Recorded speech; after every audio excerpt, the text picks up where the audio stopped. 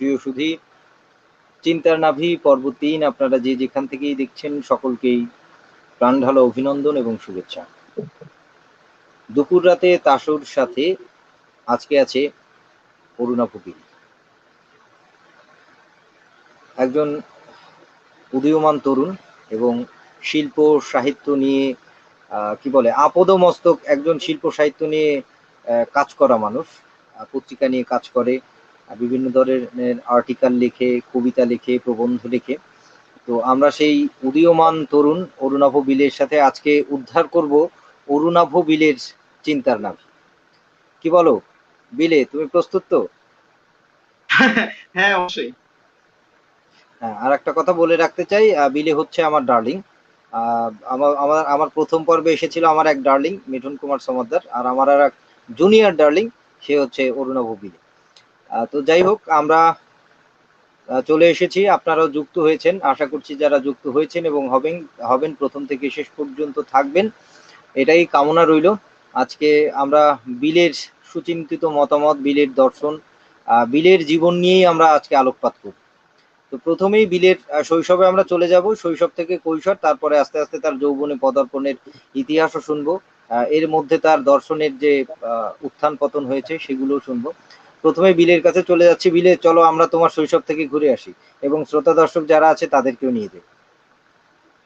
তো তোমার শৈশবের জীবনটা কেমন ছিল, তোমার প্রাইমারি যতদূর আর কি মনে আছে, এবং তখন তোমার মা বাবার প্রতি তোমার অনুভূতি কেমন ছিল, এটা একটু আমাদের সাথে শেয়ার করো। আর আমি সেই ফাঁকে আমার ওয়ালে আমার বা আমি কিছু শেয়ার করি, শেয়ারগুলো করে আসি।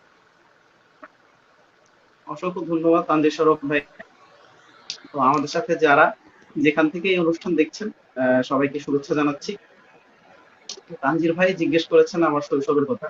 তো শৈশব তো আসলে মানুষের জীবনের সব থেকে সোনালী সময়। তো এই সময়কে আসলে মানুষ ভুলতে পারে না কোনোভাবেই।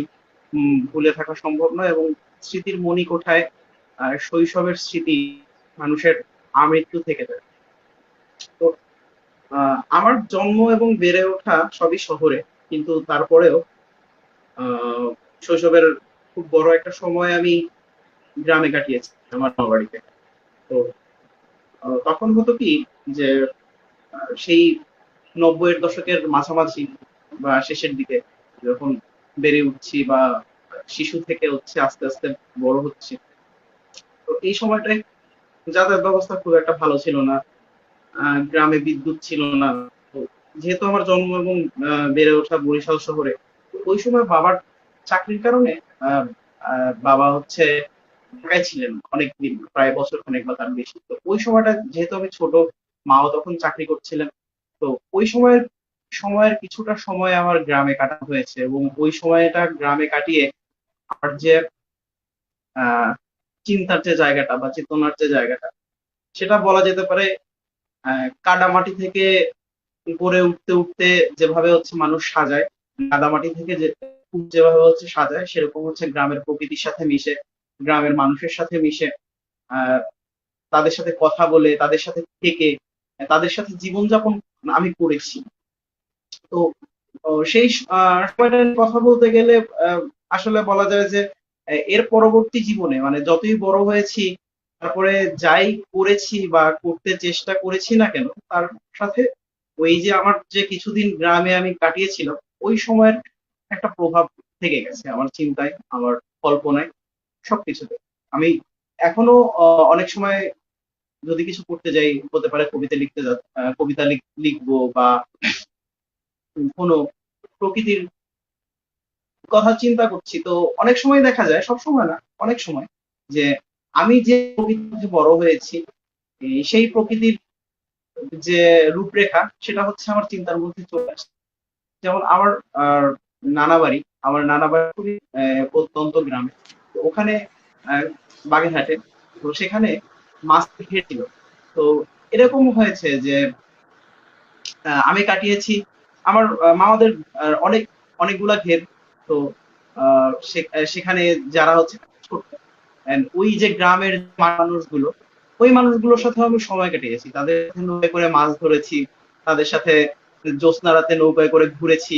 কখনো দেখা গেছে যে আমাকে আব্বু আম্মু বা মামারা বা মামিরা রাগ করতেছে, তারপরও হচ্ছে দেখা যাচ্ছে যে আমি ওই কৃষকদের সাথে তারা যখন ধান কাটছে আমি তাদের সাথে কাদায় নেমে গেছি, তো নেমে গিয়ে তাদের সাথে খেলা করছি, বা দেখা গেছে ধান কাটছি, এরকম হয়েছে, ধান কাটছি বা এরকম হয় না। আহ কি হয় যে গ্রামে আহ পুকুর সেচ দেয়, পুকুর সেচ দিয়ে হচ্ছে পুরো পুকুরের পানি সরায় তারপর মাছ ধরে।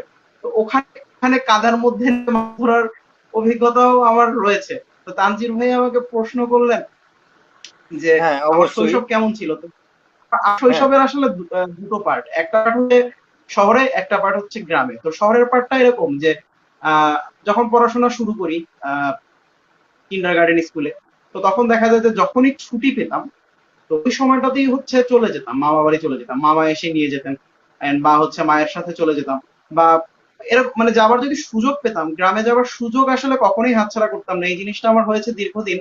এই না আমি প্রায় ক্লাস 9-10 পর্যন্ত আমি যখনই সুযোগ পেয়েছি, যেভাবেই সুযোগ পেয়েছি, আমি গ্রামে চলে গেছি। দেখা গেল যে মানে শীতের ছুটিতে 1 মাস যে ছুটি পেতাম, ওই ছুটিতে 1 মাস গিয়ে মামা বাড়ি থাকতাম বা গ্রামের বাড়িতে থাকতাম। এবং যখনই সময় পেয়েছি তখনই হচ্ছে আমার মানে শৈশবের একটা পার্ট আমি গ্রামে কাটিয়েছি, একটা পার্ট হচ্ছে শহরে কাটিয়েছি। এই হচ্ছে আসলে মোদ্দা কথা আর কি। আচ্ছা, ঠিক আছে। আমরা শৈশব সম্বন্ধে মোটামুটি একটু ধারণা পেলাম বিলের। কারণ আসলে আমরা তো আয়োজন অনেক বড় করে করি না, আমরা সারাংশটা তুলে আনবার চেষ্টা করি। কারণ 1 ঘন্টায় একটা মানুষের এতগুলো বছর বর্ণনা করা বা স্মৃতি রোমন্থন করা সম্ভব নয়।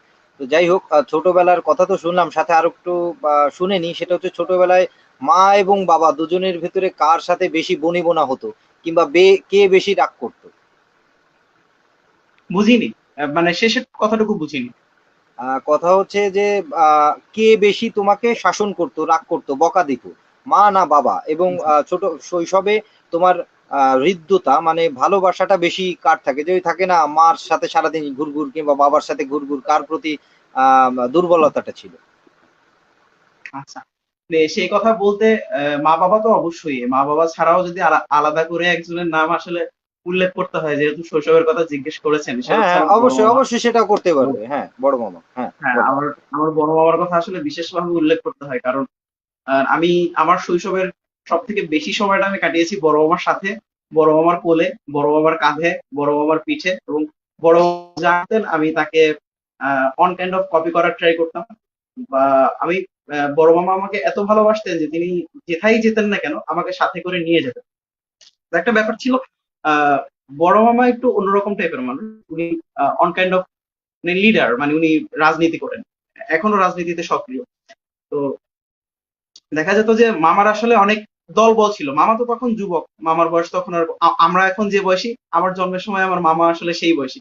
তো আমার মামার ওরকম অনেক দল বল ছিল। তারপর হচ্ছে তার আর ভাই বন্ধু, তার রাজনৈতিক সহকর্মী, মানে আমি খুব ছোট থেকেই এদের সাথে মিশতে মিশতে বড় হয়েছি, যার কারণে আহ আমি স্কুলে ভর্তি হওয়ার আগ পর্যন্ত, স্কুলে ভর্তি হয়ে হয়তো 4.5 বছর বয়সে বা 5 বছর বয়সে, এর আগের বেশিরভাগ সময়টাই হচ্ছে আমি বড় মামার সাথে থাকতাম।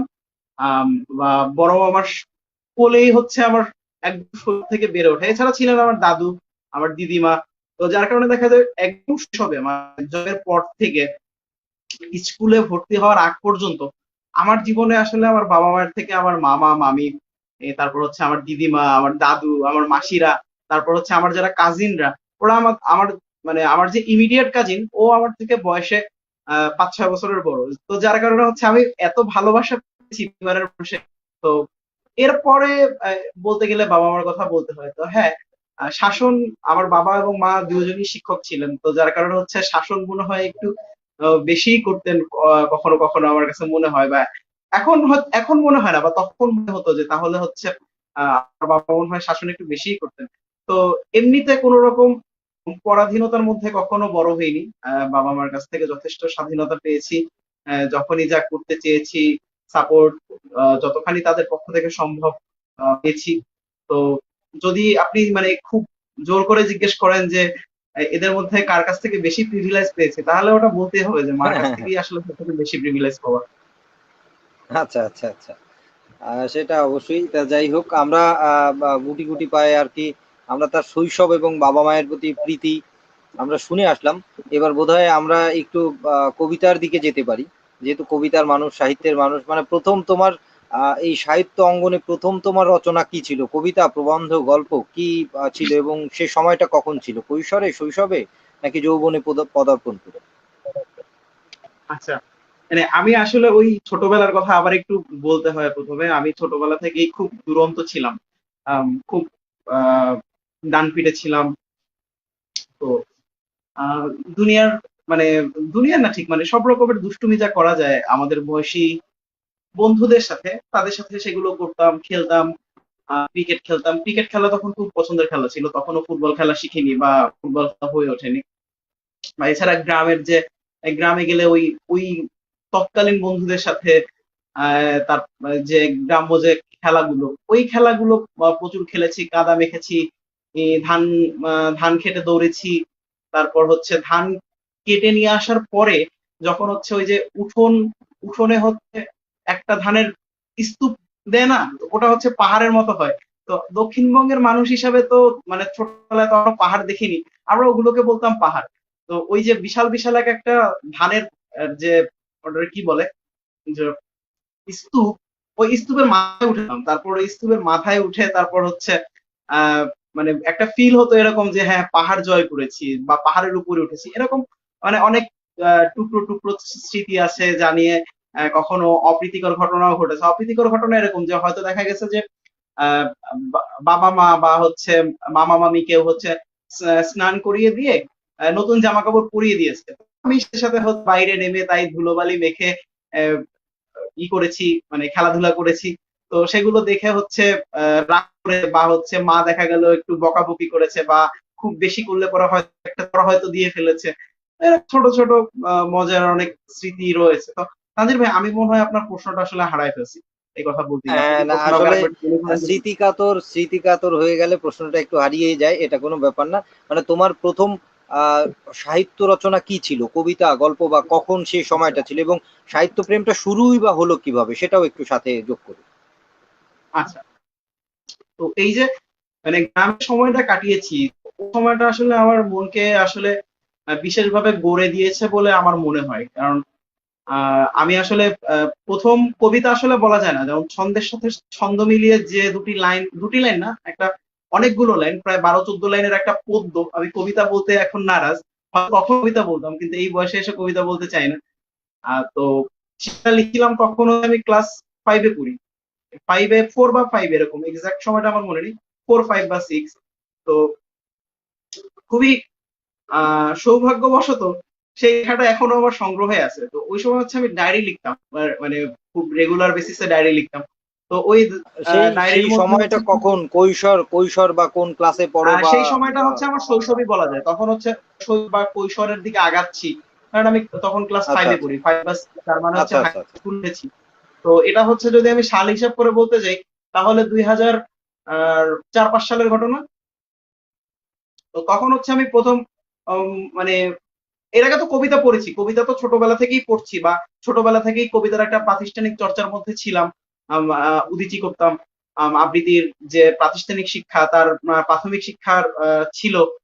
তার কারণে ওই কবিতার প্রতি যে একটা ঝোঁক বা সংস্কৃতির প্রতি একটা ঝোঁক, এটা খুব ছোটবেলা থেকেই খুব পারিবারিক ভাবেই ছিল। কারণ আমি খুব ছোট বয়সেই 5-6 বছর বয়সের মধ্যেই মান্না দে, সতীনাথ, তারপরে হেমন্ত মুখোপাধ্যায়, এদের সব গান আমি শুনে ফেলেছি। কারণ তখন ক্যাসেট প্লেয়ার পাওয়া যেত, বাবা হচ্ছে ওই ক্যাসেটে করে হচ্ছে গান শুনতেন, সব গান উনি সারাদিন বসে বসে শুনতেন। নচিকেতা, সুমন, এরকম মানে যে ব্যাপারগুলো এখন আমরা খুবই ক্লাসিক্যাল বলে মনে করি, এই হচ্ছে পুরোনো দিনের বাংলা গান যেগুলোকে বলি, ওগুলো হচ্ছে আমি মানে খুব ছোটবেলাতেই হচ্ছে শুনে ফেলেছিলাম।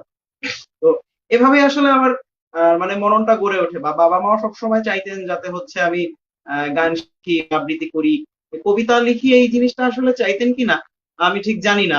কিন্তু যেন পারফেক্ট করে জিনিসটা চাইতেন, যার কারণে হচ্ছে প্রাতিষ্ঠানিক শিক্ষাটা ছিল।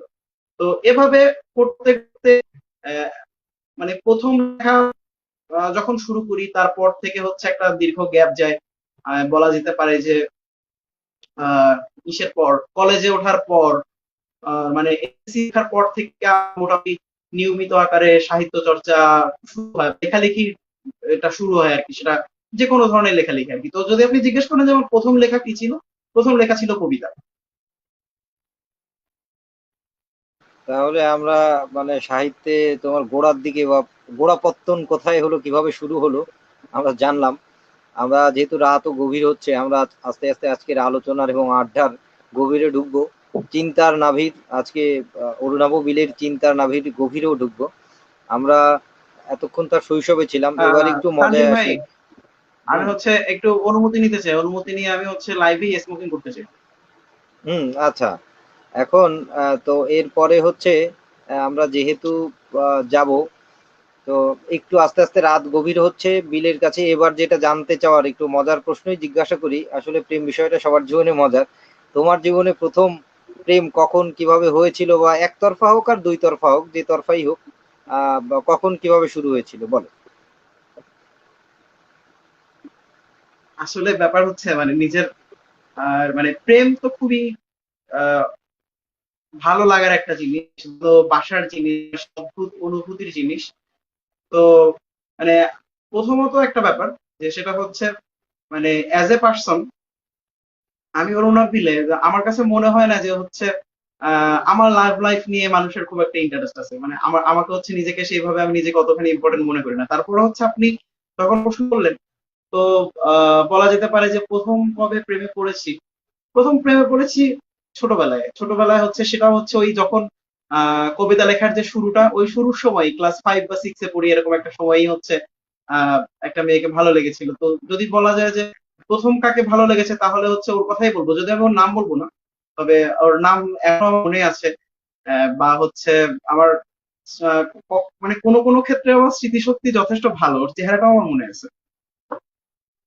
আহ, বিরাট ব্যাপার। লাভ এট ফার্স্ট সাইট, বা আমাদের প্রথম লাভ বিলেট বলতে পারি। এটা আসলে থেকেই যায়, প্রথম লাভের বা প্রথম ভালোবাসার না ওটা ঠিক, পদচিহ্ন মানে রেখেই ওটা ওটা হয় কি, থেকেই মানে যায় বুকে। তার একটু বলি, যে সেটা হয় কি তখন তো খুব ছোট, ক্লাস 5 বা 6-এ পড়ি। তো যার কারণে যে এখন বড় হওয়ার পর যে জিনিসটা হয়, যে যদি কাউকে ভালো লাগে, তাকে গিয়ে বলতে পারি যে আপনাকে বা তোমাকে হচ্ছে আমার ভালো লেগেছে বা কিছু, বাট তখন কেমন একটা লজ্জা কাজ করতো, মানে খুব মানে ভয়াবহ রকমের একটা লজ্জা কাজ করতো, যে একটা মেয়েকে গিয়ে বলবো যে তোমাকে আমার ভালো লেগেছে।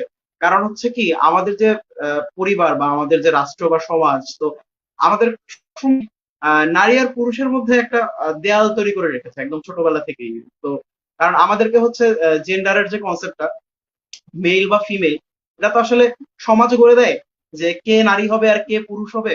তো নারীকে নারীর মতো বিহেভ করতে হবে, পুরুষকে পুরুষের মতো বিহেভ করতে হবে। এই যে বেড়াজাল গুলো, এই যে দেয়াল গুলো হচ্ছে আমাদের মানুষদের মধ্যে জন্মের পর থেকেই পরিবার এবং সমাজ এবং বিভিন্ন প্রতিষ্ঠান, রাষ্ট্র পুশ করতে থাকে। তো যার কারণে আমাদের সমাজের মানুষের মধ্যে এরকম একটা লজ্জাবোধ হচ্ছে, নারী পুরুষের মধ্যে একটা দেয়াল মানে সবসময় থেকে যায়, যেটা হয়তো অনেকে কোনোদিন কাটিয়ে উঠতে পারে না, বা কেউ কেউ হয়তো কাটিয়ে উঠতে পারে। তাহলে তুমি যেহেতু এই টপিকে আসলে, এই দিক থেকে আরো একটু শুনে আসি। সেটা হচ্ছে তুমি তো বোধহয়, বা তোমার বিষয় কি ছিল এসএসসি বা এইচএসসি তে? সায়েন্স না কমার্স? সায়েন্স। সায়েন্স থাকলে অবশ্যই তাহলে বায়োলজিটা ভালো করে পড়েছো। বায়োলজির মানে এইসব জীব বিজ্ঞানের যে বিষয়গুলো ছিল, এইগুলো টিচাররা কেমন কিভাবে পড়াতো, বা তোমার তাদের পড়ানো দেখে কি মনে হয়েছে, যে তারা কি খুব সুন্দরভাবে পড়াচ্ছে, নাকি কোনোভাবে গোজামিল দিয়ে সারতে পারলে বাঁচে এরকম পড়াচ্ছে?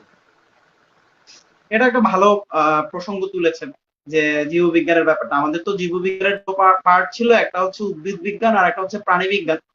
তো উদ্ভিদ বিজ্ঞান যখন টিচার পড়াতেন, তখন উম, ভালো মতো পড়াতেন, যে কিভাবে পরাগায়ন হয়, স্বপরাগায়ন, বায়ু পরাগায়ন, পরাগায়ন, এই ব্যাপারগুলো খুব ভাবে পড়াতেন। কিন্তু আমাদের প্রাণীবিজ্ঞান বইতে যে চ্যাপ্টারটা ছিল, ওটা ছিল অষ্টম অধ্যায়, মানব দেহ।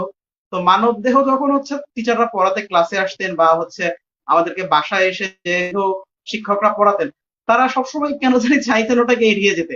তো আহ, মানে সেক্সুয়াল যে ব্যাপারগুলো, সেক্সুয়াল ব্যাপারগুলো এড়িয়ে গিয়ে ওনারা পড়াতে চাইতেন। দেখা যেত যে সেক্সুয়াল ব্যাপারগুলো যখন আসতো, যে বাচ্চা হওয়ার যে ব্যাপারটা, যে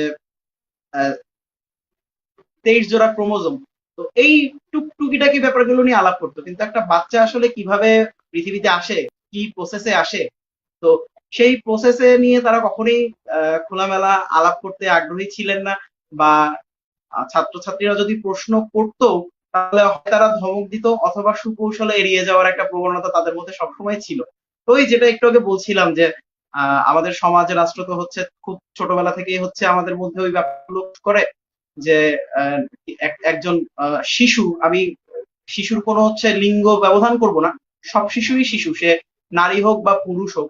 তো একজন শিশু কিভাবে নারী হয়ে উঠবে বা একজন শিশু কিভাবে পুরুষ হয়ে উঠবে সেটা আমাদের সমাজই আসলে নির্ধারণ করে দেয়। তো ওই নির্ধারণটা যখন হয়ে যায় যে আমি আহ, পুরুষ, আমাকে এই ব্যবহারগুলো করতে হবে, আমি যদি ওইভাবে আচার ব্যবহার করি বা ওই জিনিসগুলো পালন করি তাহলে তো আমি নারী হয়ে যাব। তো একজন নারীর মধ্যেও ঠিক এভাবে করে দেওয়া হয় যে তুমি নারী, তুমি পুতুল নিয়ে খেলবে, তুমি মেয়ে, তুমি লিপস্টিক পরবে, তুমি ছেলে, তুমি কাঁদতে পারবে না, তুমি কাঁদলে তোমার আর যে পুরুষত্ব, সেই পুরুষত্ব নিয়ে অন্য লোকে প্রশ্ন তুলবে বা তার দিকে আঙুল তুলবে, এরকম ছোট ছোট ব্যাপারগুলো প্রতিটি শিশুর মধ্যেই পরিবার থেকে, সমাজ থেকে, প্রতিষ্ঠান থেকে আহ, দেয়া হয়। তো যার কারণে আমরা কিভাবে এই পৃথিবীতে আসি, পৃথিবীতে এই যে আজকে প্রায় 700 কোটির উপরে মানুষ, এই 700 কোটির উপরের মানুষের পৃথিবীতে আসার যে আখ্যান, যেটা জীববিজ্ঞানে বা হচ্ছে প্রাণীবিদ্যার মাধ্যমে পড়ানো হয়, আমাদের শিক্ষকরা নিয়ে খোলামেলা তো বহুদূর, মানে প্রাথমিক আলাপ করতে তারা সংকোচ বোধ করে, এবং আমাদের সময় ওটা হয়েছে, এখনো হয়তো হয়। হুম, এখনো এখনো তার প্রচলন আছে। যাই হোক, সেই বিষয়টা আর কি জেনে নিলাম যেহেতু ওই বিষয়ের দিকে তুমি গেলে। এখন যেটা জানতে চাই, এখন জানতে চাও না, এখন একটু তোমার লেখা কবিতা, কবি কণ্ঠে কবিতা পাঠ শুনতে চাই। কবিতা পড়বো, কবিতা পরে পড়ি, আগে একটু কথা বলি, কথা বলতে আচ্ছা ভালো আচ্ছা, লাগছে। ওকে আর ওকে, কোনো কোনো কোনো সমস্যা নেই, আমরা কবিতার শুধু চ্যাপ্টারে কবিতা পরে যাই। পড়বো না, তো আমি তুমি যেহেতু আপনার খাওয়া কবিতাও দাওয়া, শুনবো। আচ্ছা আচ্ছা, খাওয়া দাওয়া যেহেতু চলছে, খাওয়া নিয়ে কথা হোক। তোমার পছন্দের 5টা খাবারের নাম বলো, যে কোনো ধরনের। সেটা পানীয় হতে পারে, আবার খাবারও হতে পারে। আমি একদমই মাছে ভাতে বাঙালি। আমার সব থেকে প্রিয় খাবার হচ্ছে ভাত এবং সর্ষে ইলিশ, তারপর হচ্ছে যে কোনো ধরনের ভর্তা, ডাল, আর যদি হচ্ছে মাছের কথা বলতে চান তাহলে মাছের প্রথমেই থাকবে ইলিশ মাছ। তারপর হচ্ছে যেটাকে হচ্ছে, আপনার বাড়ি তো খুলনা, তো আপনি এই ভাষাটা বুঝবেন, ওটাকে বলা হচ্ছে পাতারি মাছ, যেটাকে হচ্ছে বাংলা মানে শুদ্ধ বাংলায় বলে কোরাল মাছ। তো এই মাছটাও আমার খুব প্রিয়। এছাড়া হচ্ছে আহ মাংস একসময় খুব পছন্দ করতাম, কিন্তু যত বড় হচ্ছি তত ও মাংসের প্রতি হচ্ছে আগ্রহ খুব কমে যাচ্ছে। তো একটা সময় ছিল হচ্ছে আমি শাকসবজি পছন্দ করতাম না আহ ছোটবেলায়, তখন হচ্ছে মাছ মাংস খেতেই বেশি পছন্দ করতাম, কিন্তু যত বড় হচ্ছি, বড় হওয়ার সাথে সাথে ওই যে আহ, মানে সবজির যে একটা অমৃত স্বাদ, সেই অমৃত স্বাদটা হচ্ছে আস্বাদন করতে শুরু করেছি। তো যার কারণে বলা যেতে আস্বাদন পারে যে করতে যে না, কোনো ঠিক ধরনের আছে। সবজি না, শাকটা আসলে যে কোনো ধরনের বললে তো আসলে হলো না। তোমার 5টা মজার খাবার, সেটা রেসিপিও হতে পারে। বলো যে আমি হয়তো পাতাড়ি মাছ ভালোবাসি, ইলিশ মাছ ভালোবাসি, এরকম 5টা খাবার, যে কোনো খাবার। বা আমি চা খেতে ভালোবাসি, এরকম 5টা খাবার। হ্যাঁ, তারপর হচ্ছে বলা যেতে পারে চকলেট খেতে পছন্দ করি, আইসক্রিম খেতে পছন্দ করি।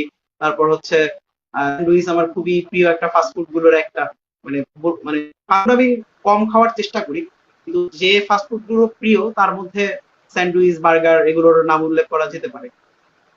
বা বাহ, পানীয় তাহলে আমরা যদি বলি, রেসিপি ওয়াইজ পেয়ে গেলাম 6-7টা পেয়ে গেছি। খাবারের সাথে সাথে যেহেতু এক এক খাবার হচ্ছে তোমার দেহকে সুস্থ রাখছে, সবল রাখছে এবং দেহকে প্রফুল্ল রাখছে, বাঁচিয়ে রাখছে। আর দ্বিতীয় খাবারে চলে যাবো, তোমার পছন্দের 5জন কবির নাম বলো।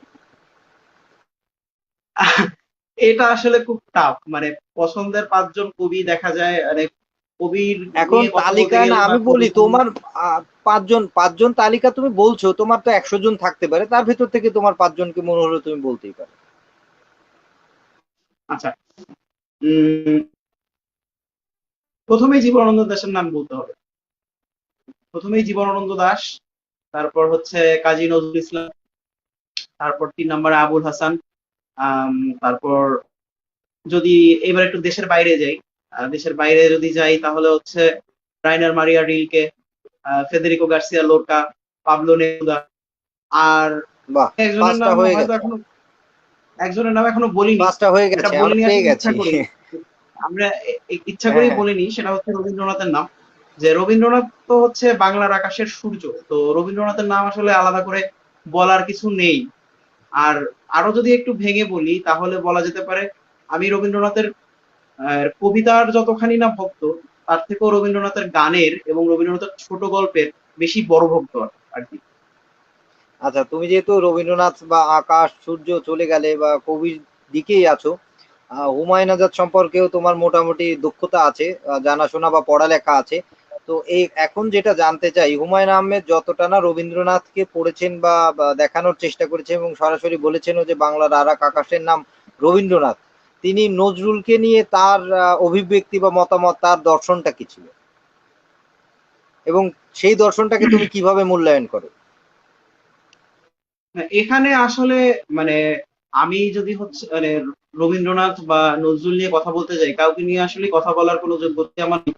আর সেই যোগ্যতা আসলে কোনোদিন অর্জন করতেও হয়তো পারবো না। কিন্তু তারপরে একজন পাঠক হিসাবে বা একজন কবিতা প্রেমী হিসাবে বা কাব্য চর্চার সাথে যেহেতু যুক্ত আছি, সেই জায়গা থেকে একটু বলতে পারি যে রবীন্দ্রনাথ আর নজরুলকে নিয়ে আসলে রাজনীতি করার কিছু নেই। কারণ হচ্ছে রবীন্দ্রনাথ আর নজরুল বাংলার আকাশের মানে একজন দুটো ধ্রুব তারা। তো নজরুলকে ছাড়া রবীন্দ্রনাথ এবং রবীন্দ্রনাথকে ছাড়া নজরুল বাংলা সাহিত্যে না, খুবই এটা এটা অকল্পনীয় একটা তোমার ব্যাপার। মতামত। আমি তোমার মতামতটা অবশ্যই মূল্যায়ন দেবো, এটা জেনে ভালো লাগলো। কিন্তু আমি যেটা জানতে চাচ্ছি, হুমায়ুন আজাদের যে ব্যাপারটা ছিল, সে দেখা যাচ্ছে রবীন্দ্রনাথকে নিয়ে তো তার অনেক কথা বা পাওয়া যায়, নজরুলকে নিয়ে তার দর্শন বা মতামত কি ছিল তোমার জানা আছে কিনা? থাকলে সেই হ্যাঁ, আমি হুমায়ুন সেদিকেই আসছি, আজাদের আমি সেদিকেই আসছি, হ্যাঁ, হ্যাঁ, হ্যাঁ, আমি হ্যাঁ, ওইটা সেদিকেই আসছি। মূল্যায়ন করবে। হ্যাঁ, হ্যাঁ, আমি সেদিকেই আসছি। তো সেক্ষেত্রে দেখা যায় যে আহ নজরুলকে নিয়ে যেটা হয়েছে যে বাংলাদেশ স্বাধীন হওয়ার পরে নজরুলকে হচ্ছে কলকাতা থেকে নিয়ে এসে বাংলাদেশের নাগরিকত্ব প্রদান করা হলো এবং বাংলাদেশ কবির আসনে সম্মানিত করা হলো।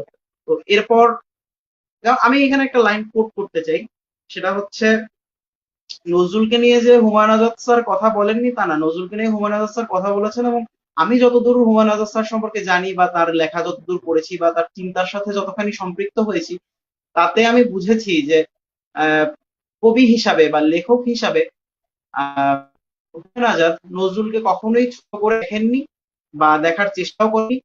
উনি যেটা করেছেন সেটা হচ্ছে নজরুলকে নিয়ে কিছু লোক কিছু সাম্প্রদায়িক লোক তারা হচ্ছে একসময় খুব মাতামাতি শুরু করেছিলেন। তো এই প্রসঙ্গে যাওয়ার আগে আমি একটু রেফারেন্স হিসাবে কিছু কথা বলতে চাই যে দেখা যায় যে 2 দশক আগেও এরকম হতো যে কাউকে যদি জিজ্ঞেস করা হতো যে তোমার প্রিয় কবি কে, নজরুল না রবীন্দ্রনাথ, বা প্রিয় কবি কে, এভাবে জিজ্ঞেস করলে অনেকেই মানে উত্তর দিত যে আমার প্রিয় কবি কাজী নজরুল ইসলাম। তো প্রিয় কবি কাজী নজরুল ইসলাম একদিন এই গল্পটা একজন টিচার বলেছিলেন যে জিজ্ঞেস করলাম যে নজরুল কেন আমার কবি? তো সেই যার কাছে জিজ্ঞেস করেছিলেন তিনি উত্তর দিয়েছিলেন যে নজরুল মুসলিম তাই। তো এই যে নজরুল তো আসলে সাম্প্রদায়িক না, নজরুল তো আসলে কোনো ধর্মের মানুষ না। একজন কবি আসলে কখনো কোনো ধর্মের মানুষ না। একজন কবি দেশ কাল জাতি সবকিছুর ঊর্ধ্বে সার্বজনীন তিনি। নজরুল তো মানবতার জয়গান গেয়েছেন যে নজরুল একসাথে একই সাথে তিনি গজল লিখেছেন, একই সাথে তিনি শ্যামা সঙ্গীত রচনা করেছেন। তো সেই নজরুলের প্রসঙ্গে বিশিষ্ট নজরুল গবেষক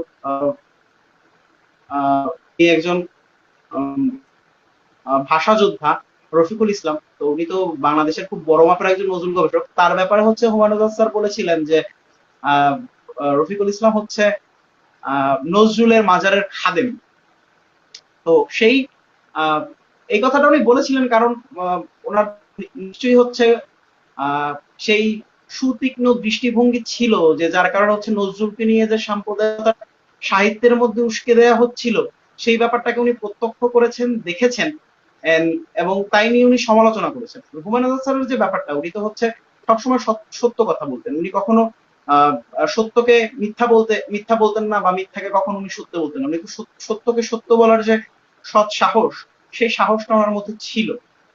তো যার কারণে উনি এই রফিকুল ইসলাম স্যারের মতো একজন মহৎ মানুষ সম্পর্কে এই উক্তিটা করতে পেরেছিলেন, কারণ সেই প্ল্যাটফর্মটা তারা তৈরি করেছিলেন। তো যার প্রেক্ষিতে রফিকুল ইসলাম স্যার পরে বলেছিলেন যে হয়তো আহ, হুমায়ুন আজাদ এই কথাটা বলেছে, কিন্তু আহ, একটা মজার তথ্য জানিয়ে রাখি যে হুমায়ুন আজাদ স্যার কিন্তু রফিকুল ইসলাম স্যারেরও ছাত্র। তো রফিকুল ইসলাম স্যার বলেছিলেন যে আমার প্রায় অর্ধশত বছরের শিক্ষকতা জীবনে আমি সব থেকে ব্রিলিয়ান্ট যে ছাত্রটি পেয়েছি তার নাম হুমায়ুন আজাদ, এবং সব থেকে ব্রিলিয়ান্ট যে সহকর্মীটি পেয়েছি তার নামও হুমায়ুন আজাদ। তো এই কথাটা বললাম কথা প্রসঙ্গে। তো আপনি না না জিজ্ঞেস করলেন অবশ্যই। হুমায়ুন আজাদ স্যারের যে হুমায়ুন আজাদ স্যারের যে হচ্ছে নজরুলের ব্যাপারে তার ধারণা। আহ, আমার আমি হুমায়ুন আজাদ স্যারের যত লেখা পড়েছি তার একটা প্রবন্ধ আছে আদিম দেবতারা নামে। তো এই প্রবন্ধের মধ্যে উনি নজরুল নিয়ে কথা বলেছেন, উনি জীবনানন্দ নিয়ে কথা বলেছেন, উনি রবীন্দ্রনাথ নিয়েও কথা বলেছেন, এবং ওই প্রবন্ধের মধ্যেই সম্ভবত উনি বলেছিলেন যে বাংলার আকাশের হচ্ছে রবীন্দ্রনাথ। কিন্তু উনি কিন্তু নজরুলকে কোনো দিক থেকে খাটো করেননি, বা নজরুলকে উনি হয়তো রবীন্দ্রনাথের মতো ওই অত বড় মাপের পাল্লায় তোলেননি, কিন্তু রবীন্দ্রনাথের পরে যদি কারো নাম উচ্চারণ করতে হয় তাহলে তিনি নজরুল এবং জীবনানন্দ দাশের নামই তিনি উল্লেখ করেছেন।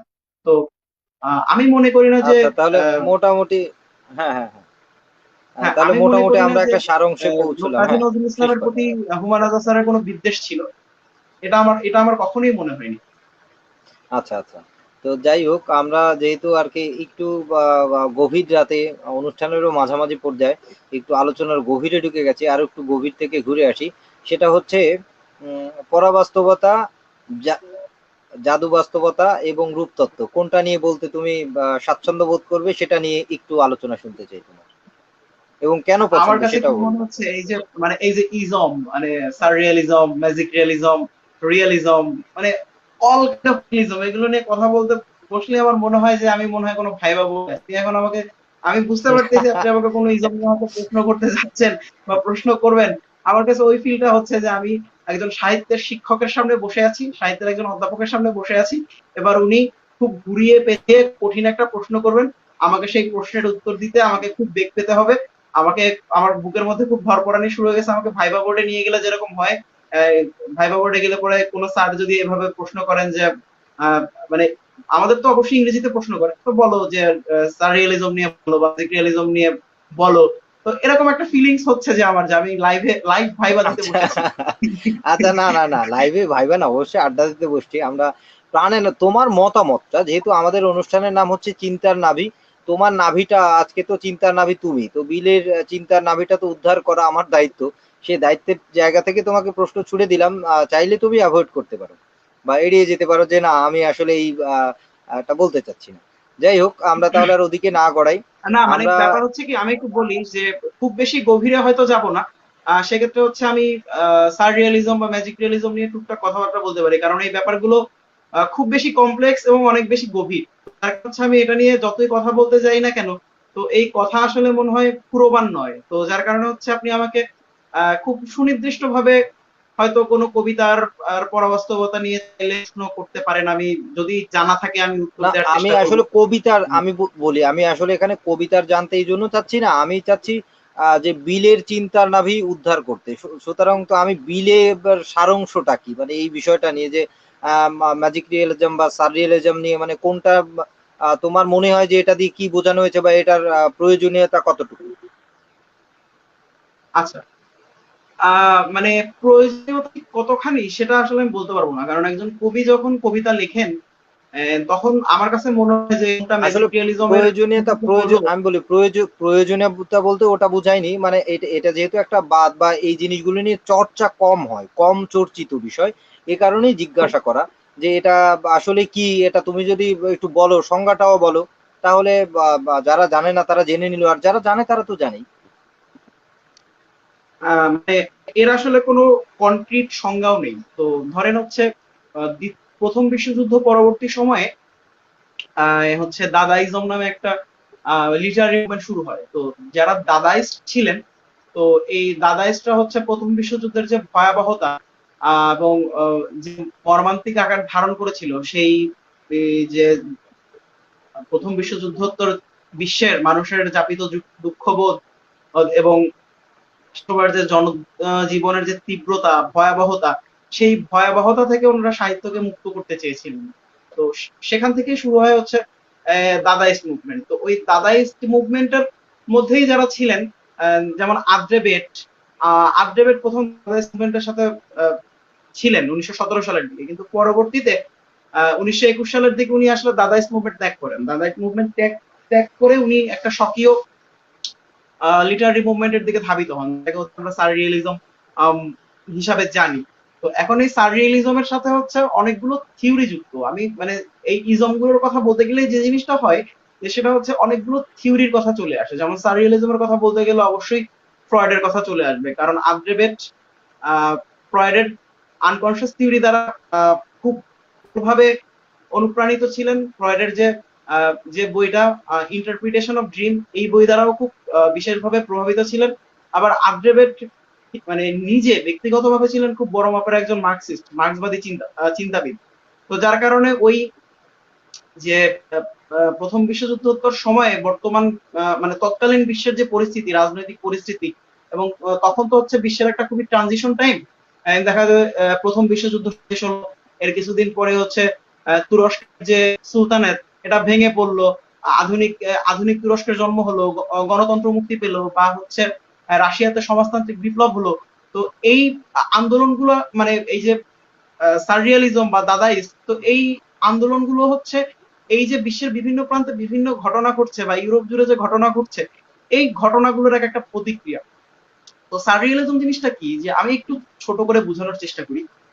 তো সেটা হচ্ছে মানুষের অবচেতন মনের যে চিন্তা, সেই চিন্তাকে হচ্ছে শিল্পের মাধ্যমে প্রকাশ করা। সেই শিল্পটা হতে পারে কবিতা, সেই শিল্পটা হতে পারে চিত্রকর্ম, সেটা হতে পারে নাটক বা মঞ্চ নাটক। যেমন স্যামুয়েল বেকেট বিংশ শতাব্দীর খুবই ইনফ্লুয়েন্সিয়াল একজন নাট্যকার বা হচ্ছে কবি বা প্রাবন্ধিক, বা জার্মান নাট্যকার বার্টল ব্রেক্ট।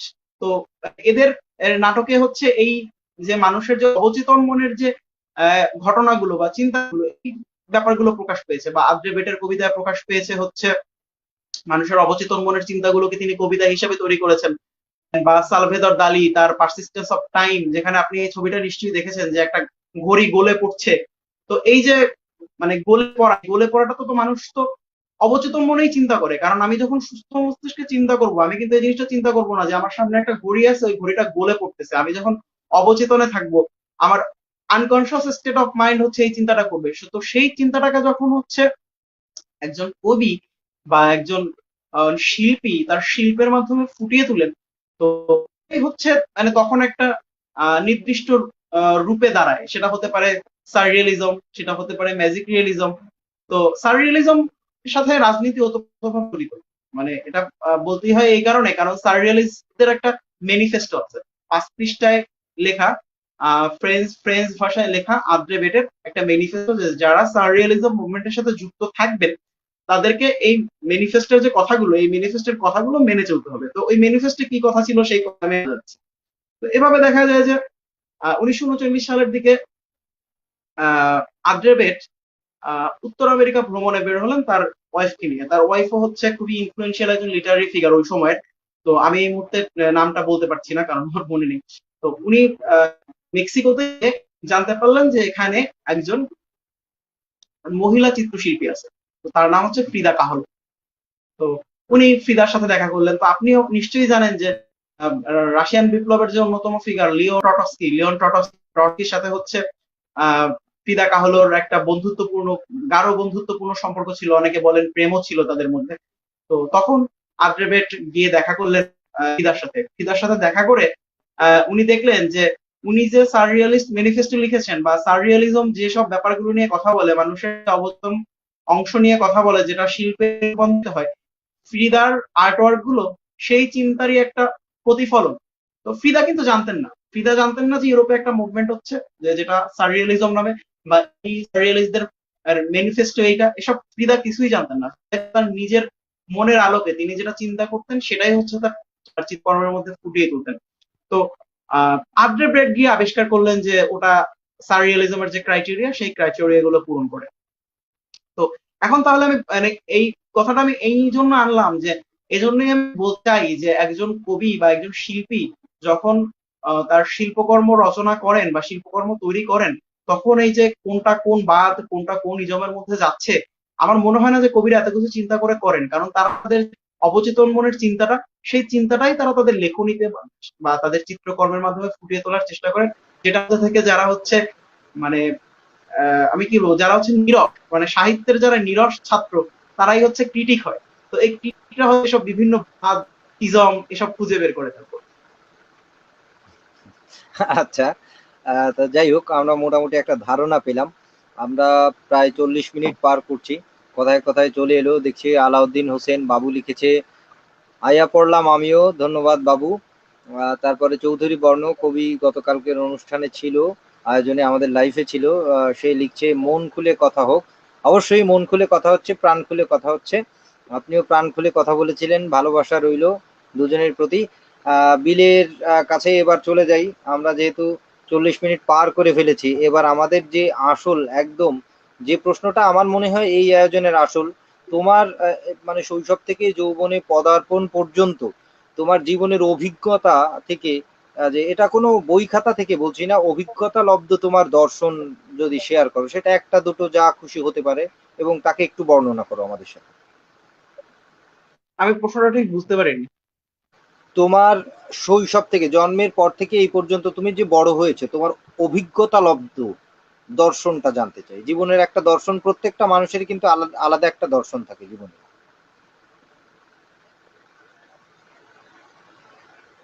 আমি আসলে দর্শন তো প্রতিটা মানুষের খুবই নিজস্ব। তো আমি ঠিক জানি না যে কতখানি হতে পাবলিকালি বলা উচিত, বা হয়তো আমি পুরোটা বলবো না, কোনো ব্যক্তি হয়তো সেটা বলেন না, মানে আমি যেভাবে বুঝি আর কি। হুম। তো আমার দর্শন, আমি যদি এক কথায় বলতে চাই, যে একদম ছোটবেলা থেকে, কারণ আমি একটু আগে আমার শৈশবের কথা বলেছি।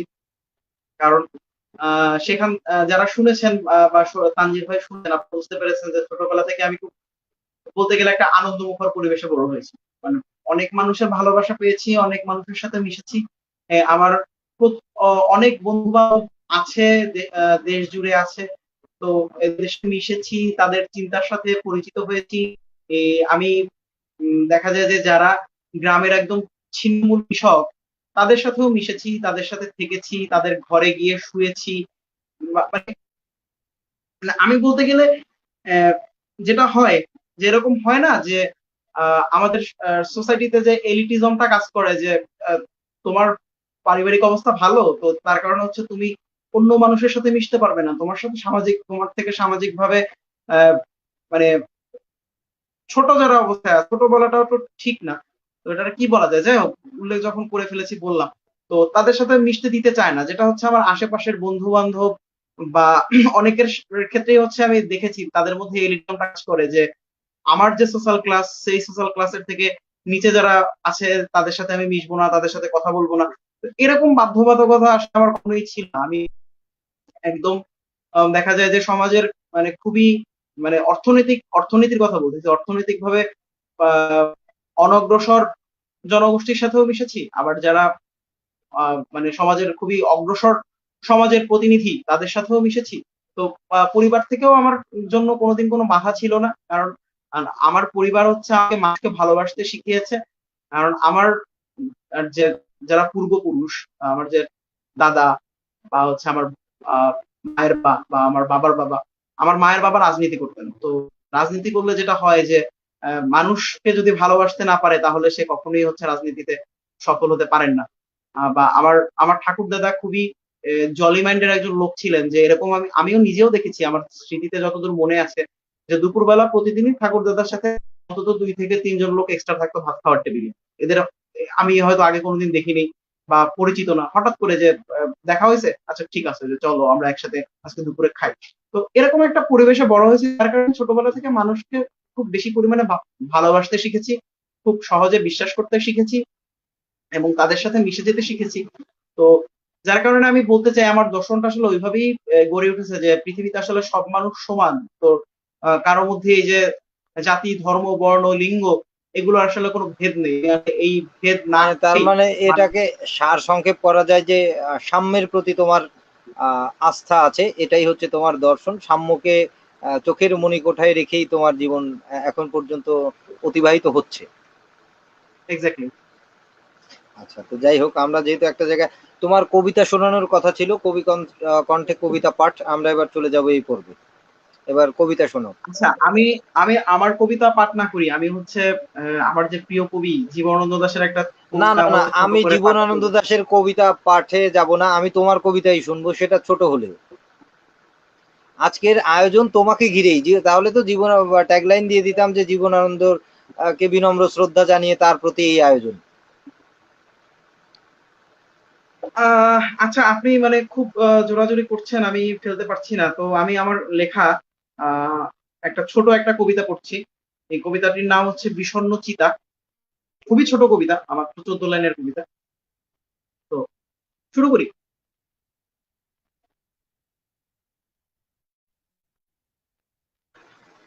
পৃথিবীর রাঙা হরিণেরা সব দুঃখ সাথে নিয়ে নিস্তব্ধ চলে যাচ্ছে দূরে।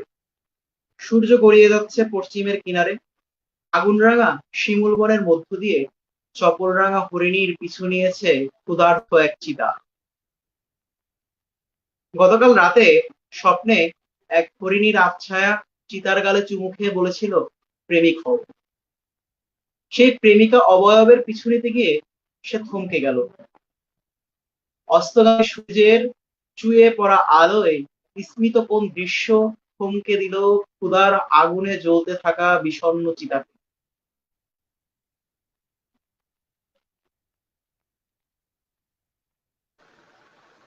হ্যাঁ, অবশেষে শেষ হলো বিলে, শুনছো আমাকে? হ্যাঁ, শুনতে পাচ্ছি। আচ্ছা আচ্ছা, যাই হোক, আমরা কবিতা পাঠ, কবির কণ্ঠে কবিতা পাঠের যে পর্ব সেটাও আর কি শেষ করে ফেললাম। এখন যে প্রশ্নটা থাকছে সেটা হচ্ছে রাজনীতি এবং ধর্ম। ছোট করে, একদম ছোট করে তুমি কিভাবে বর্ণনা করবে বা তুমি কিভাবে দেখো? আহ, আমাদের বর্তমান সমাজের প্রেক্ষাপটে খুবই কন্ট্রাডিক্টরি দুটো বিষয়, রাজনীতি এবং ধর্ম। আমি মানে কোনো নির্দিষ্ট জাতি বা হচ্ছে নির্দিষ্ট দলের রাজনীতি নিয়ে কিছু বলতে একদমই নারাজ। আমি আমি যদি আমি বলি, মানে রাজনীতি আমি নির্দিষ্ট করে কিছুই বলিনি যে ধর্ম এবং তোমার দর্শনটা জানতে চেয়েছি রাজনীতি এবং ধর্ম নিয়ে, সেটা আমাদের দেশেরও হতে পারে, বিশ্বজনীনও হতে পারে। মানে সেটা যেটা হয়, আমি হচ্ছে রাজনীতির সাথে সাহিত্যে একটু ছোট করে বলতে চাই যে আহ, ঋত্বিক ঘটক বলেছিলেন যে আহ অ্যাপলিটিক্যাল বলে কিছু নেই, যে বা অরাজনৈতিক বলে কিছু নেই, যে সবকিছুই রাজনীতির অন্তর্ভুক্ত, আমাদের জীবন রাজনীতির অন্তর্ভুক্ত। তো সেক্ষেত্রে বলা যায় যে আমাদের যে শিল্প সাহিত্য রাজনীতির বাইরে নয়। শিল্প সাহিত্য রাজনীতির মানে না, শিল্প সাহিত্য রাজনীতির অংশ না, আহ রাজনীতি শিল্প সাহিত্যের অংশ। মানে ব্যাপারটা এরকম যে আগে আমাদের রাজনীতি নিয়ন্ত্রণ করতো শিল্প সাহিত্য, কিন্তু ক্ষমতার মানে কেন্দ্রীভূত হওয়ার কারণে এখন সেটা হচ্ছে আমাদের শিল্প সাহিত্যকে নিয়ন্ত্রণ করে রাজনীতি।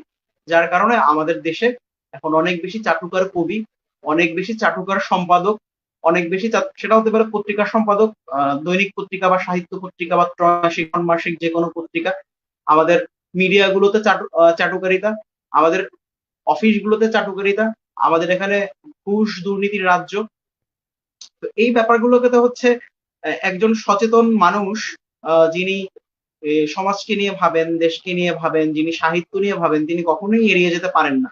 তো আমি রাজনীতির ক্ষেত্রে একটা কথা বলতে চাই যে ওই দলীয় রাজনীতির ঊর্ধ্বে গিয়ে যে আমাদের জীবন রাজনীতির বাইরে না, আমাদের সাহিত্য রাজনীতির বাইরে না, সবকিছুই রাজনীতির অন্তর্ভুক্ত। কিন্তু সেটা কে নিয়ন্ত্রণ করছে, কিভাবে নিয়ন্ত্রণ করছে, সেটা হচ্ছে আলোচনার বিষয়বস্তু হতে পারে। তো আর রাজনীতির ক্ষেত্রে যদি আমার যদি পার্সোনাল মতামত জিজ্ঞেস করেন, আমার রাজনীতির ক্ষেত্রে পার্সোনাল দৃষ্টিভঙ্গি সেটাই যে যেটা হচ্ছে আমি চাই আমার রাষ্ট্র, আমার দেশের সকল মানুষ সমানভাবে সুযোগ সুবিধা প্রদান করুক। এই হচ্ছে আমার রাজনৈতিক দৃষ্টিভঙ্গি। আচ্ছা, জানলাম। আর ধর্মীয় দৃষ্টিভঙ্গি?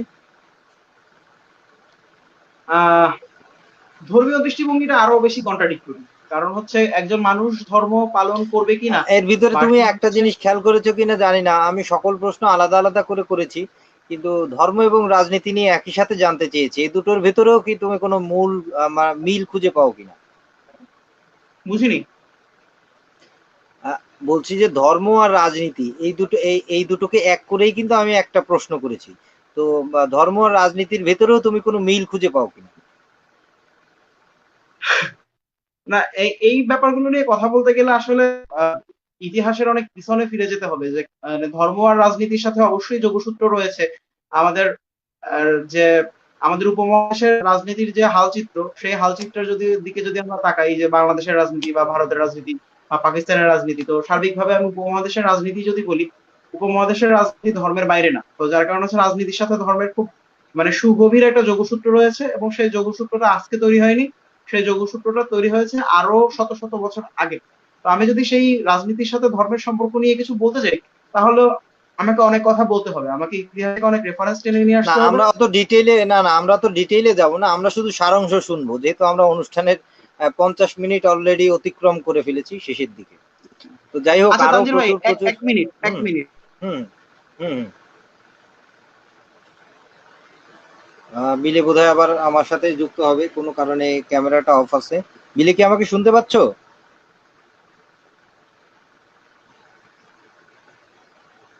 বিলে?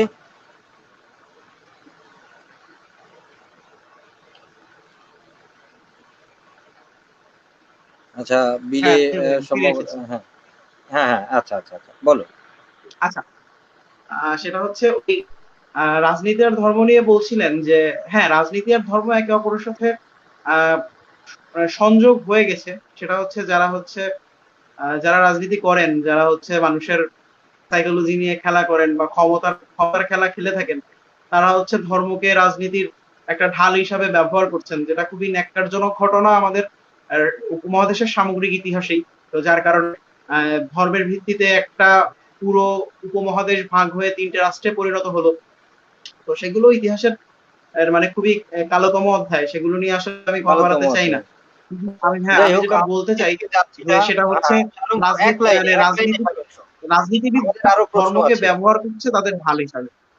আচ্ছা আচ্ছা, ঠিক আছে, তা আমরা একটা জায়গায় পৌঁছাইতে পারলাম। এখন তোমার একটু সাহিত্য নিয়ে যেহেতু চর্চা করছো, তোমার সাহিত্যের কাজ বা এখন কি চলছে, এবং আমি যতদূর জানি তুমি সিনেমা নিয়ে একটু কাজ করো, পত্রিকা নিয়ে কাজ করছো, এবং সাহিত্য নিয়েও কি কি কাজ করছো, কোনো ডকুমেন্টারি করছো কিনা, কোনো সাক্ষাৎকার, এ বিষয়ে আমাদের সাথে একটু তুমি আলাপ করো। সাহিত্য নিয়ে তো কাজ আমাদের করা উচিত। আমার ব্যক্তিগত অবস্থান থেকে আমি যতখানি পারছি চেষ্টা করছি করার জন্য। আমি ঠিক জানি না সেটা কতখানি ভালো মতো করতে পারছি, সেটা হচ্ছে আমার যারা দর্শক আছে তারা ভালো হয়তো বলতে পারবেন যে আমি আসলে কাজটা ঠিক কতখানি মন দিয়ে করতে পারছি বা ভালো করতে পারছি কিনা। তো যাই হোক, এখন তো হচ্ছে আমরা বর্তমানে একটা প্যান্ডেমিক সিচুয়েশনের মধ্যে আছি, ঘরের মধ্যে বন্দী হয়ে আছি, রুদ্ধ হয়ে আছি। তো যার কারণে এখন অনেক কাজই থেমে আছে। তো যেটা ছিল, তো এই প্যান্ডেমিকের মধ্যে আমি একটি সাহিত্য পত্রিকা নিয়ে কাজ শুরু করেছি, অপভ্রংশ নামে একটি সাহিত্য পত্রিকা। তো অনলাইনে পিডিএফ আকারে সাহিত্য পত্রিকাটি প্রকাশিত হয়েছে। প্রায় 100 পৃষ্ঠার দীর্ঘ একটা পত্রিকা। এবং যারা আমাদের অনুষ্ঠান দেখছেন তাদেরকে জানিয়ে রাখতে চাই যে অপভ্রংশ সাহিত্য পত্রিকায় কবি তানজির সৌরভেরও একটি কবিতা রয়েছে। তো অপভ্রংশ সাহিত্য পত্রিকার যে শুভেচ্ছা মূল্য, শুভেচ্ছা মূল্য সর্বনিম্ন 60 টাকা। তো এই শুভেচ্ছা মূল্য থেকে প্রাপ্ত অর্থ আহ, মানে করোনাকালীন সময়ে ছিন্নমূল পথ শিশুদের জন্য এবং অর্থনৈতিকভাবে ক্ষতিগ্রস্ত কোনো একটি পরিবারকে সাহায্য করার জন্য ব্যয় করা হবে। এটা খুবই সামান্য একটা প্রচেষ্টা, কারণ এই বর্তমান সমাজে বা বর্তমান সময়ে একটা সাহিত্য পত্রিকা বিক্রি করে আসলে খুব বেশি যে টাকা পয়সা পাওয়া যায় না, সেটা সবাই আসলে বোঝে। তো যেটুকুই আমরা কালেক্ট করতে পারি না কেন, সেটুকুই সিদ্ধান্ত নিয়েছি যে এই করোনাকালীন সময়ে সেটা হচ্ছে আমরা মানবতার সেবায় ব্যয় করব। আর এছাড়া আহ মাঝখানে আরো কিছু কাজ শুরু করেছিলাম। সেটা হচ্ছে আমাদের বাংলাদেশে বর্তমান সময়ে যারা আহ, কবিরা আছেন বা যারা সাহিত্য চর্চা করছেন, তাদের তাদেরকে নিয়ে করা বায়োপিক বলা যাবে না ঠিক, সেটাকে বলা যেতে পারে হচ্ছে ডকুমেন্টেড ইন্টারভিউ, যে তারা হচ্ছে কিভাবে চিন্তা করছেন বা বর্তমান সময়টাকে তারা কিভাবে দেখছেন, বা হচ্ছে এই সময়ের পরে পোস্ট প্যান্ডেমিক সিচুয়েশনে বা হচ্ছে এই একবিংশ শতাব্দীর 20-এর দশকের পরে বাংলা সাহিত্য কোন দিকে ধাবিত হচ্ছে, তাই নিয়ে তারা কি ভাবছেন, তাদের চিন্তা দর্শন, মানে সেগুলো আমার নিজের জানার আগ্রহ থেকে আমি কাজ শুরু করেছিলাম। এবং তানজির ভাইও আমার সাথে সেই কাজের সাথে যুক্ত ছিলেন। এবং এর পরবর্তীতে, কারণ করোনা পরবর্তী সময়ে যখন এই কাজ আবার রিস্টার্ট করব, ইতিমধ্যে আমার আর ইউটিউব অ্যাকাউন্টে সেই কাজগুলো জমা পড়ে আছে। অনেকেই দেখেছেন, যারা এখনো দেখেননি তারা হচ্ছে আমার ইউটিউব অ্যাকাউন্টে গিয়ে আবার কাজগুলো দেখে নিতে পারেন। আমি মনে করি যে আমি যাদেরকে নিয়ে কাজ করেছি, কবি ভাস্কর চৌধুরী, শিল্পী এবং ভাস্কর আশরাফ হোসেন, বা মুক্তিযোদ্ধাদের নিয়ে কাজ করেছি, কারণ যারা মুক্তিযুদ্ধ করেছেন ওই যে প্রজন্মটা, তারা আসলে এখন আর খুব বেশি জন বেঁচে নেই, বা যারা বেঁচে আছেন তারাও কিছুদিন পর আসলে চলে যাবেন আমাদের পৃথিবী ছেড়ে। তো আমরা যদি তাদের কথাগুলো, তাদের গল্পগুলো আমরা যদি সংগ্রহ করতে না পারি, তাহলে আমরা পরবর্তী প্রজন্মকে নতুন কিছু দিতে পারবো না। সেই চেতনা থেকে এই কাজগুলো শুরু করেছিলাম, যে যারা প্রবীণ মুক্তিযোদ্ধা এবং যারা প্রবীণ সাহিত্যিক বা কবি বা চিত্রশিল্পী, তাদের সাথে আমার নিজের একটা আড্ডা দেওয়া, এবং সেই আড্ডাটা দিয়ে যারা হচ্ছে এই ব্যাপারে আগ্রহী, তারাও এখান থেকে অনেক বেশি আলোকিত হতে পারেন বলে আমি বিশ্বাস করি। তো সেই কাজগুলো শুরু করেছিলাম। এই প্যান্ডেমিক সিচুয়েশনের কাজগুলো আপাতত মানে পোস্টপোন না ঠিক, আপাতত বন্ধ হয়ে আছে। আশা করি জনজীবন আরেকটু স্বাভাবিক হলে কাজগুলো আবার শুরু করবো। আহ, আহ, অসমাপ্ত একটা কাজ রয়েছে, সেই অসমাপ্ত কাজটা শেষ করব। অসমাপ্ত কাজটা হচ্ছে বাংলাদেশের বিখ্যাত দার্শনিক আরজ আলী মাতুব্বরের উপর আমি একটা ডকুমেন্টারি কাজ শুরু করেছিলাম, কিন্তু এই করোনা করোনা আসার পর সেটা শেষ করা হয়নি এখনো। অল্প কয়েকটা শুট বাকি আছে, তো সেগুলো নিতে হবে। নেওয়ার জন্য হচ্ছে যেতে হবে আরজ আলী মাতুব্বরের বাড়ি। আপনারা যারা আরজ আলী মাতুব্বরের বাড়িতে যাননি, তাদেরকে একটু জানিয়ে রাখি যে আরজ আলী মাতুব্বরের বাড়ি বরিশাল শহর থেকে 11 কিলোমিটার ভিতরে, আহ চরের দিকে, লামচরি গ্রাম। তো এই বর্ষাকালীন সময়ে, এই যে বর্ষাকাল, ওই গ্রামে যাওয়ার পথ খুবই দুর্গম। নৌকোয় করে যেতে হয়, বা এই যখন হচ্ছে নদীতে জল বেশি হয়ে যায় বা প্রবল বর্ষায় যখন নদী কানায় কানায় পূর্ণ হয়ে ওঠে, তখন আসলে ওই গ্রামে যাওয়ার পথ বন্ধ হয়ে যায়। তো এরকম একটা দুর্গম অঞ্চলে হচ্ছে আরজ আলী মাতুব্বর থেকে বা ওখানে জীবনযাপন করে তিনি তার যে দর্শন ছড়িয়ে দিয়ে গেছেন বাংলার মানুষের মাঝে, এবং তা পরবর্তীতে ট্রান্সলেট করে বিশ্বের বড় বড় বিশ্ববিদ্যালয়গুলোতেও পড়ানো হয়। তো এই মানুষ সম্পর্কে আমি মনে করি যে আমার অবশ্যই জানা উচিত, এবং যারা জানেন না তাদেরকে অবশ্যই জানানো উচিত। তো সেই চিন্তা থেকেই আমি একটা ডকুমেন্টারি কাজ শুরু করেছিলাম। আশা করি এবছরের মধ্যে শেষ করতে পারবো। তো মানে সবার শুভকামনা চাচ্ছি শেষ করার জন্য। অবশ্যই অবশ্যই সে মঙ্গল কামনা থাকবে। তোমার পত্রিকা, তোমার সিনেমা, সাক্ষাৎকার সবকিছুই এগিয়ে যাবে, এই কামনা তো সবসময় থাকবে। এখন আমরা যেহেতু 57 মিনিট পার করছি, একদম শেষ সময়, কথা ছিল 1 ঘন্টা করব, তো কথা আমরা ফেলবো না। আমরা এতক্ষণ অনেক গভীর গভীর আলোচনা করলাম, এবার একটু লাইট আলোচনায় আসবো। আমরা শেষের দিকে যেহেতু চলে এসেছি, আমরা আনন্দের সাথে ফিরতে চাই।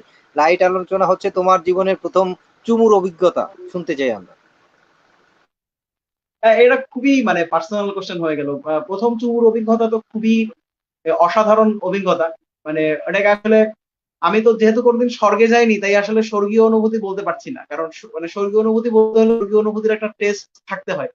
তো সেই স্বর্গীয় অনুভূতি যেহেতু কখনো পাইনি, তাহলে বলতে হবে যে প্রথম চুমুর যে অনুভূতিটা, ওটাই আসলে স্বর্গীয় অনুভূতি। আচ্ছা, ঠিক আছে। তো যাই হোক, আমরা আর কি চলে আসলাম। এখন তোমার হচ্ছে তুমি আমরা তো হয়তো গত হয়ে যাব, এক সময় হয়তো গত হয়ে গেলেও এই কাজগুলো থেকে যাবে। সেই জন্যই আর কি বলা, ভবিষ্যৎ প্রজন্ম যারা হবে, আমাদের ভবিষ্যৎ প্রজন্ম যারা হবে, তাদের জন্য তুমি কি বলে যেতে চাও? সংক্ষেপে 2-4 লাইনে বলে যাও, মানে তুমি কি তোমার কি দর্শন রেখে যেতে চাও, বা কোনো সাজেশন থাকলে বলে যেতে চাও। ব্যাপার হচ্ছে কি তানজির ভাই, আমি নিজেই হচ্ছে খুব নতুন একটা প্রজন্ম।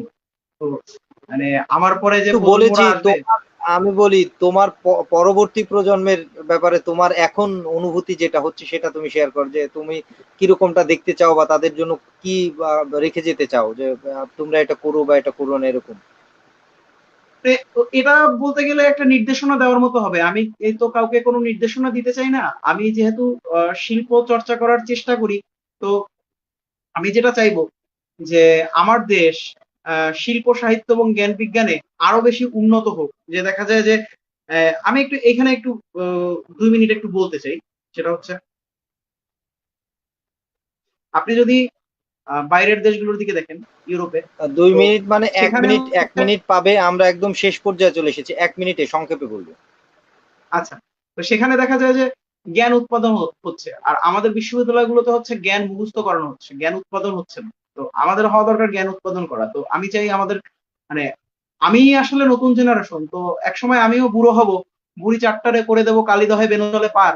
তো এই বেনজলে পার করে দেওয়ার পরে পরবর্তী যে প্রজন্মরা আসবে, আমি চাই তাদের হাত ধরে বাংলাদেশ শিল্প সাহিত্য এবং জ্ঞান বিজ্ঞানে বিশ্বের বুকে মাথা উঁচু করে দাঁড়াক। তো আমি তাদের প্রতি সেই আহ্বানটা রাখতে চাই।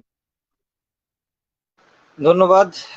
আজকের আয়োজনে যারা প্রথম থেকে শেষ পর্যন্ত ছিলেন কিংবা মাঝে মাঝে ঢু মেরে গেছেন এবং কিংবা পরবর্তীতে দেখবেন, সবার প্রতি আন্তরিক শুভেচ্ছা ভালোবাসা রইলো আমাদের এই আয়োজনের পক্ষ থেকে। আজকের আয়োজনে তোমার বিদায়ী শুভেচ্ছা সকলের সাথে বিনিময় করো। আচ্ছা, তো যারাই আমাদের অনুষ্ঠান দেখছেন, যেখান থেকেই দেখছেন, বাংলাদেশ বা বাংলাদেশের বাইরে থেকে যদি কেউ দেখে থাকেন, সবাইকে আমি আবারও শুভেচ্ছা জানাচ্ছি আমাদের এই আবোল তাবোল গল্প শোনার জন্য, এবং আমার মতো একজন মানুষের কথা এতক্ষণ ধৈর্য সহকারে শোনার জন্য। এবং বিশ্ব মহামারীর এই সময়ে যে যেখানেই আছেন নিরাপদে থাকবেন, অবশ্যই স্বাস্থ্যবিধি মেনে চলবেন, এবং আহ, পাড়া প্রতিবেশী, আত্মীয় স্বজন, বন্ধু বান্ধব, যারা যে অবস্থায় আছে, যদি কেউ হচ্ছে আপনার থেকে অর্থনৈতিক ভাবে কেউ একটু নিচের দিকে থাকে, যে যারা অসুবিধার মধ্যে আছে, আমি আশা করব যে আপনারা যারা অবস্থান থেকে মানুষের জন্য, মানুষের প্রয়োজনে, আহ, মানুষের সাহায্যে এগিয়ে আসবেন, সেই কামনা ব্যক্ত করে আজকের মতো বিদায় নিচ্ছি। ধন্যবাদ। শেষ পর্যায়ে আমারই কথা থাকে মহামারী নিয়ে। তো যাই হোক, বিলে বলে দিল একই কথা। তো আমার কামনা একটাই থাকবেন, আসুন আমরা আরো বেশি মানবিক হয়ে উঠি। এই বলে আমাদের আজকের আয়োজন চিন্তার নাভি পর্ব ৩, আমার সাথে ছিল অরুণাভ বিলে। এখানেই শেষ করছি। সকলে ভালো থাকবেন, সুস্থ থাকবেন। শুভরাত্রি।